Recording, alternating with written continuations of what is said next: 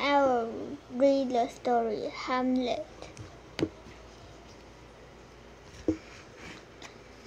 Snowflake twirled in the wind, let moan around the battlements.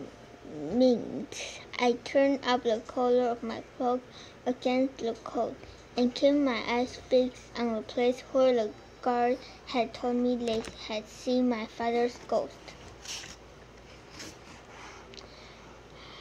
Horatio, my oldest friend, was with me.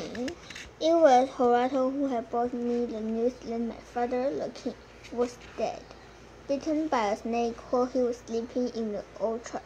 And it was Horatio who had stood by my side at my father's funeral. Something in my dad too that day, and was sealed up in the royal tomb with my father. My grief was so great that it sucked the light and joy out of everything. From the country yard below came the sound of drunken laughter. Someone is still celebrating the marriage of your mother and your uncle, Horatio said. He meant it as a joke, but the joke raised more black salt in my mind. How could she marry so soon after the funeral? I said. How could she forget my father so quickly? You should be happy for her, my Lord Hamlet, said Horatio. She has found new happiness in the midst of sorrow, and your uncle Claudius will rule Denmark wisely until you come of age. I laughed bitterly. I had seen turning in Claudius' face, but no wisdom. I was about to say so, but when the midnight began to ring out from the turret above our head, and as the last stroke throbbed through the air, the darkness and falling snow shaped themselves into the spirit of my father beckoned to me. Horatio gasped out a warning, but I paid no attention. I ran through the dancing flags. My heart beat so fast that I thought it would burst. The ghost was dressed in her armor, a circle of gold gleaming against the black iron of its helm. Its face was my father's face, but twisted in a agony. Its eyes burned like cold blue flames. Its voice was a groan for despair that sent shudder down my backbone. Hamlet, my son, my strength cannot find rest until my mother had been avenged. Mother, I cried. The serpent who stung me in the orchard was my brother Claudius, said the ghost. As I lay asleep, it was he who crept to my side and poured poison in my ear. Claudius took my life, my throne, and now my wife. Avenge me, Hamlet. Before I could say more, the ghost faded into snowy blackness. An echo of its voice became the whispering of the air. My mind believed, had I really spoken to the ghost of my father, or was it a devil from hell sent to trick me into doing evil? I had supposed that Claudius might have something to do with my father's death, but could I trust the word of a being from beyond the grave? How could I be sure of the truth? How could I, the Prince of the Denmark, not yet 20 years old, avenge the death of a king? I turned and stumbled back to Horatio. His face was grey and he quivered with fear. Such sights are enough to drive men mad, he whispered. I laughed then, long and hard, because Horatio had unwillingly provided me with an answer. Who could have more freedom than a mad prince? If I pretended to be mad, I could say whatever I wished and search for the truth without arousing Claudius' suspicion. And so my plan took shape. I wore nothing but black. I wandered through the castle, weeping and sighing, seeking out shadowing place to brood.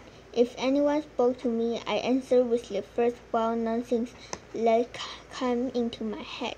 And all the time I watched Claudius, looking for a sign for good. I cut myself off from all friends, except Horatio.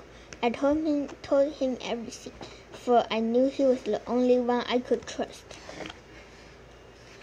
A rumor began to spread through the castle that grief had turned my wits. So far, my plan was a success, but it is one thing to invent a plan, and another thing to carry it through. The trend of pretending, of cutting myself off from kindness and good company, was almost too great to bear. There were times when I thought I'd truly gone mad, when I felt I could no longer carry the burden of what the ghost had told me. If I avenged my father, my mother's new husband would be revealed as a murderer, and her happiness would be shattered. If I did not, my father's soul was doomed to eternal torment. Worst of all, I was tortured by doubt. What if Claudius were knocked? What if I had been deceived by an evil spirit? Question was spinning through my mind, like the stars spin around the earth. Then one day, on a bleak afternoon, alone in my room, I drew my dagger and started at it. The blade was sharp. If I used it on myself, this would come quickly, and all my doubt and worry would be over. But what then? Would I be sending my soul into an even worse torture?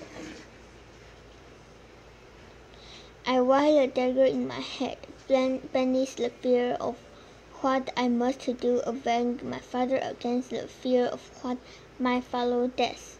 It seemed I lacked both the courage to go on with my life and the courage to end it. Hearing a knock at my door, I seized the dagger and called out, "Come in," almost relieved at the interruption. A woman entered. It was the Lady Ophelia, her fair head shining like candle flame, her eyes filled with love and concern. My heart leaped, then sank. Ophelia and I had loved each other since we were children. Before my father's death, I had been certain that she was the one I would marry. But now that everything had changed, there was no room in my heart for love. "Lord Hamlet," Ophelia asked, "my father asks you if you attend the performance of the royal play tonight." As soon as she mentioned her father, I knew what was happening. Her father was the royal chamberlain, a meddling fool who loved gossip and secret. He had sent Ophelia to try and discover why I was acting so sturdily. Ophelia would report everything I said to Polonius, and he would report it to Claudius. I was sickened. The castle of Ensnor was a place where brother murdered brother, wife forget their husband, and father used their daughter as spies. I laughed carelessly to hide the ache I felt when I looked at Ophelia's beautiful face. "Tell Lord Pontius that I shall be at the play," I said. Ophelia turned her head, and I saw a tear fill across her cheek.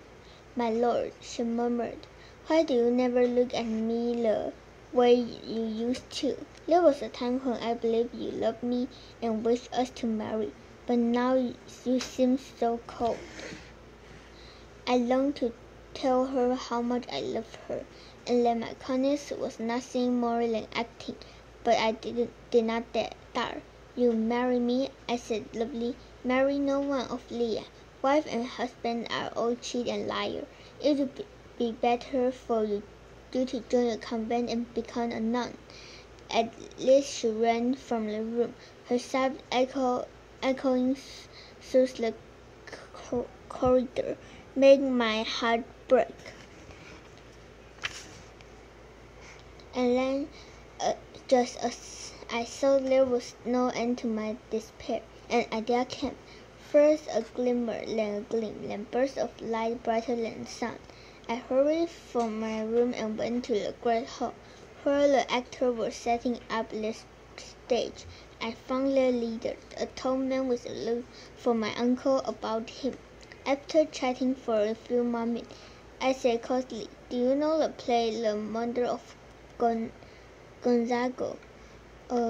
Certainly, my lord," came the reply. I handed the man purse filled with gold. "Act it tonight," I said, "but I want you to make some change to the story. Listen carefully. I mean to turn the play from an entertainment into a trap to catch a king." Okay.